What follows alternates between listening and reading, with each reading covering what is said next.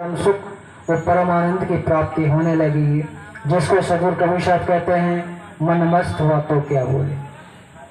मन मस्त हुआ तो क्या बोले, मन मस्त हुआ तो क्या बोले, मन मस्त हुआ तो क्या बोले, मन मस्त हुआ तो क्या बोले। हेरा पाया गांठ गठरिया, हेरा पाया गांठ गठरिया, बरवा को क्या खोले। मन मस्त हुआ तो क्या बोले, मन मस्त हुआ तो क्या बोले। हेरा पाया गांठ गठरिया, हेरा पाया गांठ गठरिया, बरवा को क्या खोले। मन मस्त हुआ तो क्या बोले, मन मस्त हुआ तो क्या बोले।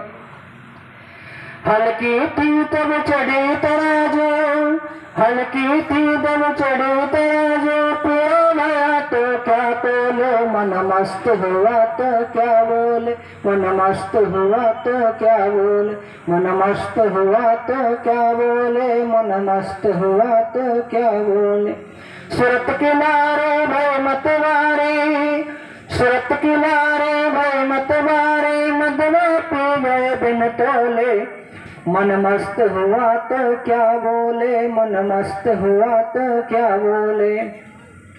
कहत कबीर सुनो साधो, कहत कबीर सुनो साधो, साहे मिल गए तुम ओले। मन मस्त हुआ तो क्या बोले, मन मस्त हुआ तो क्या बोले, मन मस्त हुआ तो क्या बोले।